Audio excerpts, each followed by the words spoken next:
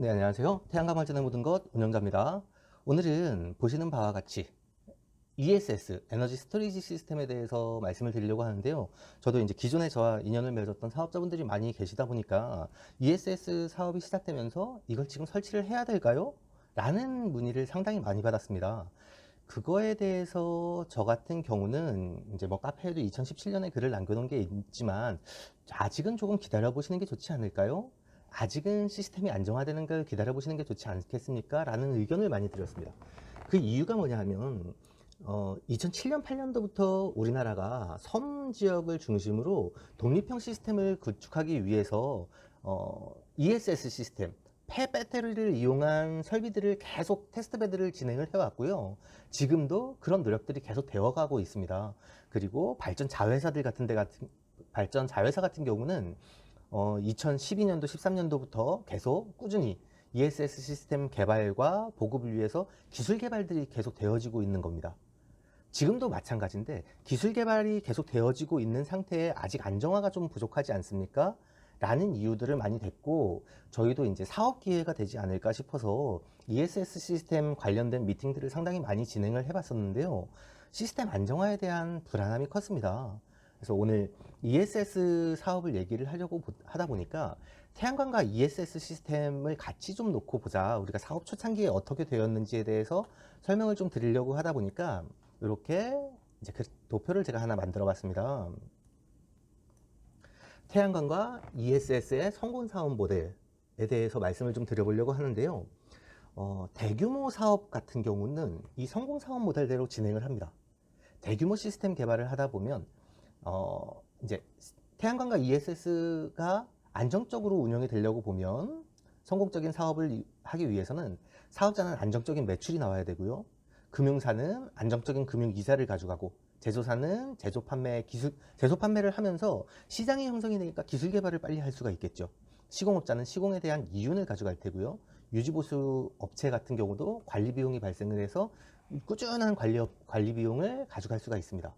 이렇게 완공이 되면 상부상조라고 얘기를 하죠. 너도 좋고 나도 좋고 사업자도 좋고 사업을 운영하는 입장 또는 관계 회사들도 같이 돈을 벌 수가 있는데 지금의 문제점이 뭐냐 하면 사실 태양광 중에 제가 제일 불만을 가지고 있는 부분이 그겁니다. 열심히 노력하는 사람이 돈을 버는 게 아니라 운이 좋은 사람이 벌어가는 구조가 아닐까 하는 게 제가 제일 불만인 부분입니다.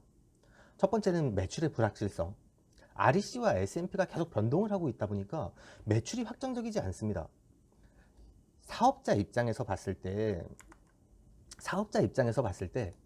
판매 금액은 사업자 입장에서 본다면 공사 금액, 금융사 이자, 제조 원가 모든 것들이 고정 비용입니다. 그런데 판매 금액은 고정이 아닙니다.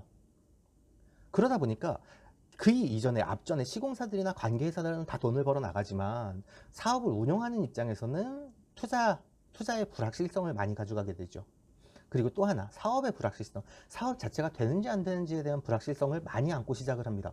개발행위를 받지 않으면 지금은 개통 연계를 할 수가 없는데요. 개발행위까지 비용들을 다 받아놓고 비용들을 다 지출해 놓고 그 이후에도 사업이 완공이 되지 못한다. 여러 가지 주변 여건 때문에 민원이 발생한다든가 그러다 보니까 여러 가지 불확실성을 가져가게 됩니다.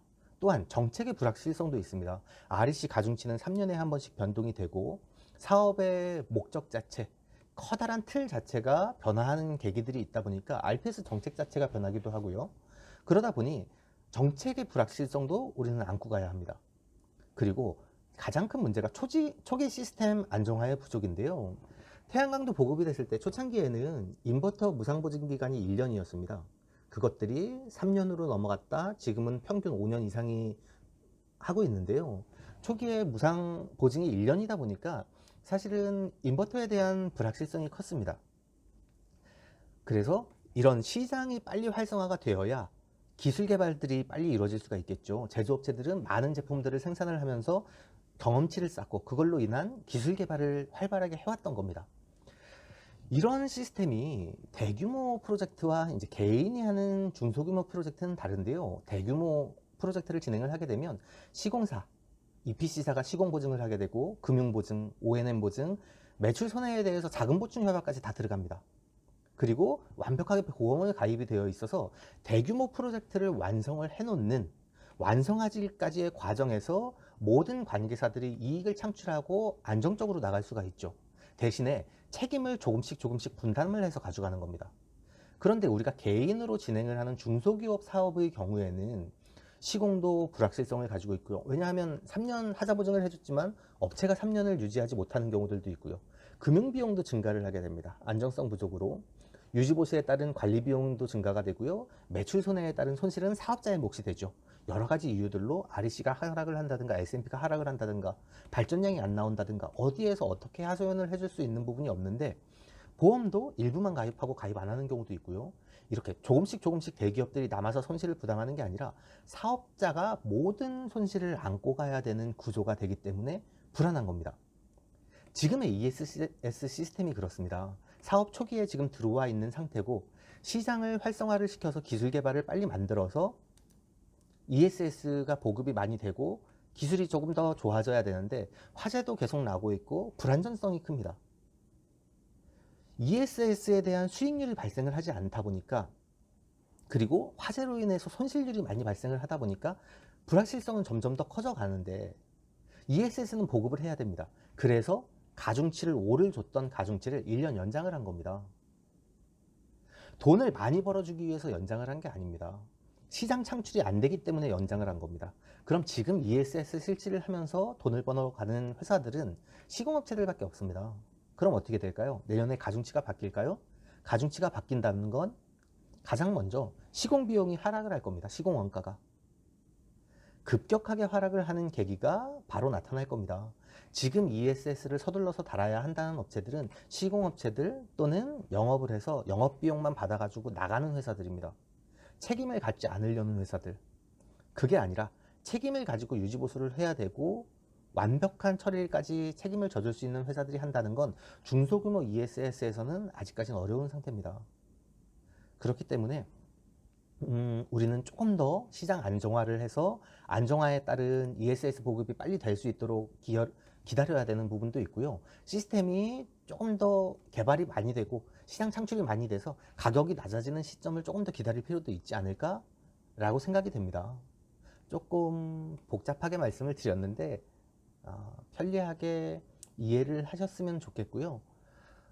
아직까지는 지금이 이제 그 경계 시점이라고 좀 보는데요. 아마 급격하게 가격이 낮아지는 시점이 있을 겁니다. 그때 다시 한번 손익을 따져보고 손익이 맞다면 ESS에 대해서 제대로 보급이 될 수 있길 기대합니다.